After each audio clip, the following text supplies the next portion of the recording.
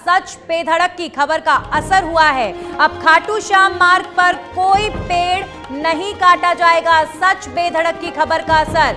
आपको बता दें कि सच बेधड़क ने प्रमुखता के साथ ये मुद्दा उठाया था, जिसके बाद प्रशासन चेता और पटवारी को पेड़ ना काटे जाने को लेकर पाबंद किया गया है। अब पेड़ नहीं कटेंगे।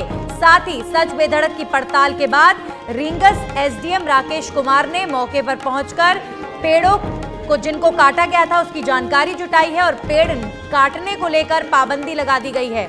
पेड़ के रीप्लांट के आदेश दे दिए गए हैं। आपको बता दें कि पदमार्ग की आड़ में 5 किलोमीटर के क्षेत्र में सैकड़ों पेड़ों पर जेसीबी चला दी गई थी। सच बेधड़क की खबर दिखाए जाने के बाद प्रशासन जागा और पेड़ ना काटे जाने के आदेश दिए गए हैं। तो अब पेड़ नहीं काटे जाएंगे, पटवारी को पाबंद कर दिया गया है।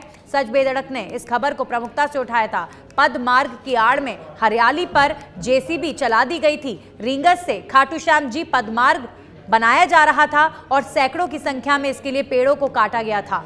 तो अब इस मामले पर प्रशासन जागा है और इन पेड़ों को रीप्लांट करने के प्रयास किए जा रहे हैं। तो ये बेहद दुखद था। बड़ी संख्या में, सैकड़ों की संख्या में पेड़ों को काट दिया गया था एक रास्ता बनाने के लिए, और इस मामले पर अब पटवारी को रोक दिया गया है। अब पेड़ नहीं काटे जा रहे हैं।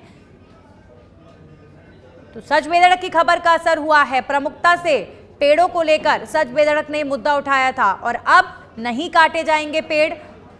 प्रशासन की तरफ से आदेश दे दिए गए हैं। सैकड़ों की संख्या में जो पेड़ काटे गए थे उनको भी अब रीप्लांट करने के इंतजाम किए जा रहे हैं।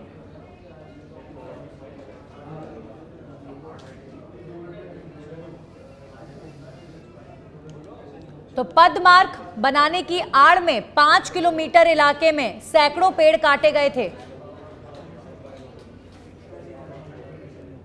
हमारे सहयोगी निरंजन चौधरी फोन लाइन पर हमारे साथ जुड़ गए हैं।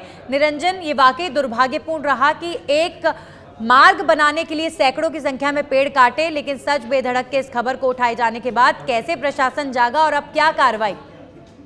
जी मैडम, बताना चाहूंगा कि सच बेधड़क ने जब सुबह इस खबर को प्रसारित किया, उसके बाद में वहां के सीकर के जो कलेक्टर हैं उन्होंने सीधा एसडीएम को जो है फोन किया। उसके बाद एसडीएम मौके पर पहुंचे और उन्होंने स्थिति को जाना। जहां पर जो जेसीबी वाले बता रहे थे कि कलेक्टर का आदेश है, उनके पास कोई आदेश नहीं था और बिना आदेश के जो है ये सारे पेड़ काटे जा रहे थे।